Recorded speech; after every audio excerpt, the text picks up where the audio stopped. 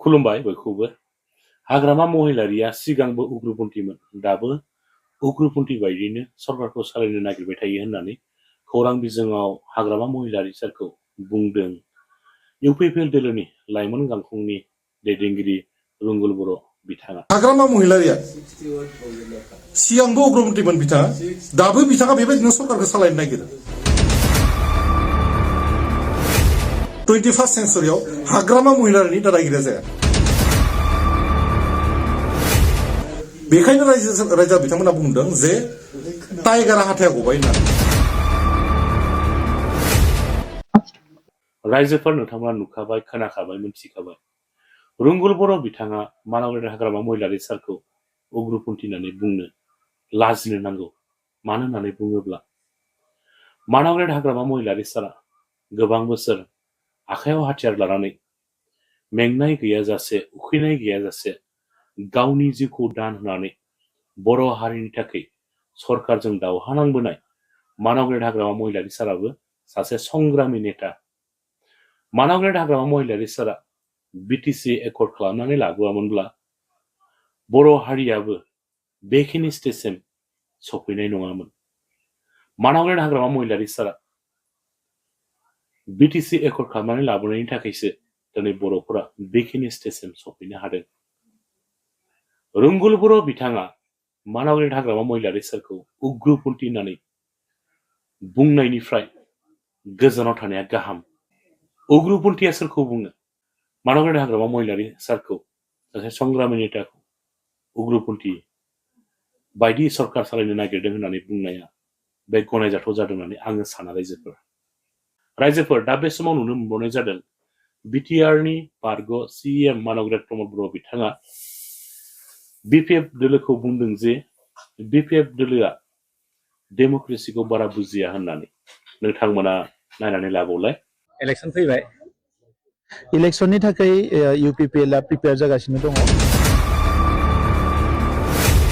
डेम'क्रेसिखौ बिपिएफआ जोबोद खम बुजियो। बिसिनि समाव माखासे हिंसायारि जाथायफोर बेबायदि गाज्रि थासारिफोरा जायो। डेम'क्रेसिखौ बिपिएफआ जोबोद खम बुजियो आरो बिनिखायनो बिसिनि समाव माखासे हिंसायारि जाथायफोर बेबायदि गाज्रि थासारिफोरा जायो। रायजोफोर मानावगेट प्रमद बर' बिथांनि सुंद' बिबुंथि होनाय भिडिअ क्लिप्सखौ नायनानै नोंथांमोना मोनथिखाबाय, नुखाबाय, बुजिखाबाय नङा होमबा? बिथाङा मा बुंदों? डेम'क्रेसिखौ बिपिएफआ बारा बुजिया होननानै बिथाङा बुंदों। आरो बिनि अनगायैबो बिटिसिआव बिपिएफ सरकार फैयोब्ला दावराव दावसिया जाखायो, हिंसायारि जाथायफ्रा सोमजिखायो होननानै बिथाङा खौरां बिजोङावहाय बुंदों। बिथाङा बिपिएफखौ दावराव दावसि खालामग्रा होननानै बिथाङा बुंदों। मानावगेट प्रमद बर' बिथाङा लाजिनांगौ रायजोफ्रा आंनि बायदिब्ला। मानो होननानै बुङोब्ला मानावगेट प्रमद बर' बिथाङा आलादा बड'लेण्ड सेपारेट स्टेटखौ दिल्लीयाव फाननानै फैनानैसो बिटिसिनि सिएम मासियाव बिथाङा जिरायनो मोनदों।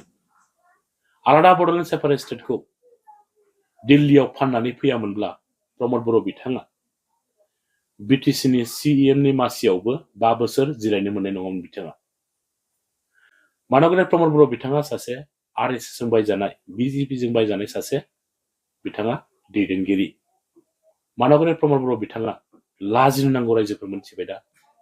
बेबायदि हारि फानग्रा दैदेनगिरिया मानावगेट हाग्रामा महिलारि सारखौ बा बिपिएफनि सरकार खुंनाय समावहाय दावराव दावसि सृष्टि जाखायो, बिपिएफआ सरकाराव फैयोब्ला बेबायदि हिंसायारि जाथाया सोमजिखायो होननानै बिथाङा बुंनो लाजिनो नांगौ।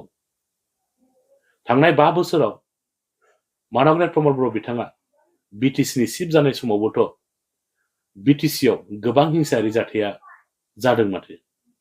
जायाखै नङा, जादों।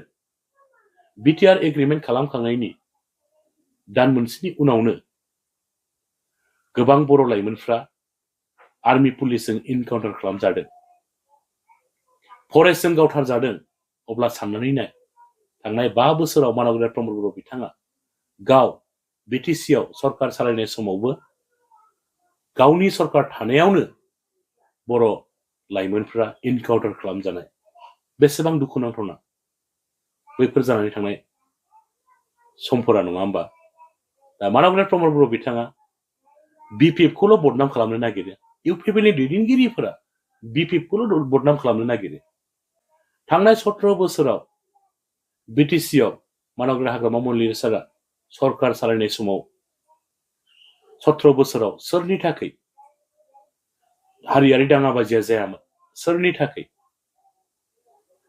माखासे जाथावनाङि जाथायफोरा जानानै थाङामोन बेखौ रायजो राजाफ्रानो मोनथिखायो थांनाय 17 बोसोराव जेब्ला मानगोनां हाग्रामा महिलारी सारा बिटिसि सरकार सालायदोंमोन बै समाव आलादा बड'लेण्ड सेपारेटनि थाखाय राजा लामा होबथानाय सोमावसारनाया मानगोनां प्रमद बर' बिथांमोनानो नङा होमबा आरो बै समाव आलादा बड'लेण्ड सेपारेट स्टेट सोरजिनो थाखाय बर' हारिनि गेजेराव आखायाव हाथियार लानानै सरकारजों दावहा नांग्रा संगठनफोर दङमोन आफाद दङमोन दा बैफोरनि थाखायसो थांनाय 17 बोसोराव माखासे हिंसायारि जाथायफोरा जायाखै नङा जादों दा बैफोर जाथायखौ सोर सोमजिहोआ बेफोर जाथायखौ हाग्रामा महिलारीया सोमजिहोदों होननानै खौरां बिजोंफोराव फानथिंलाबायनाया बे थारैनो जोबोद लाजिनांथावना बे थारैनो जोबोद साननो गोनां रायजो राजाफोरा गोदो गोदायनि बायदि एथबां जाम्बा जाम्बि नङाथ' थांनाय 17 बोसोराव सोरनि थाखाय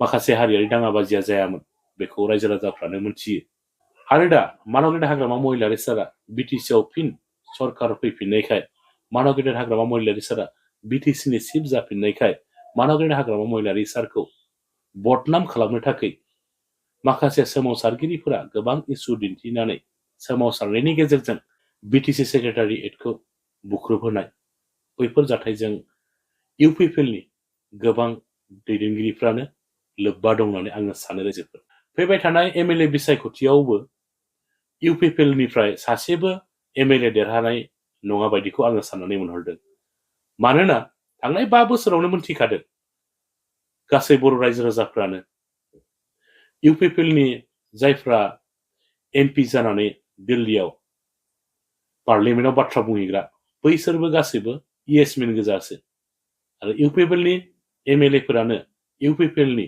इएम एमसिएलएफोरानो गासैबो इएसमेन गोजा दा बेबायदि इएसमेन पार्टिनो फैबाय थानाय एमएलए बिसायख'थियाव सोर रायजो राजाया भट होगोन साननानै नायलाय आसाम एसेम्ब्लियावनो होन बा पार्लियामेन्टआवनो होन इउपिपिएलनि माखासे दैदेनगिरिफ्रा माखासे एमपि एमएलएफोरा थांनानै मा बुंहैयो इएसमेन ना इएस आखाइ खबहैयो गोजोननाय जासिहैयो थेंक्स बावहैयो दा बेफोरबायदि इएसमेननोथ' फैबाय थानाय एमएलए बिसायख'थियावहाय आरो बिटिसिनि रायजो राजाफोरा भट होगोना बेसेबा गोजानावखा दा बेफोरखौ नोजोर होनानैनो साननानै नायहरोब्ला हमदांहरनो हायो जे फैबाय थानाय एमएलए बिसायख'थियावबो इउपिपिएलआ सासेबो एमएलए दैथायहरनो हानाय नङा इउपिपिएलनि सासेबो बिजाथिया फैबाय थानाय एमएलए बिसायख'थियाव देरहागोन बायदिखौ आङो साननानै मोनहराखै स' रायजोफोर नोंथांमोना मा सानदों भिडिअआ जोबोद गोलाव जाबाय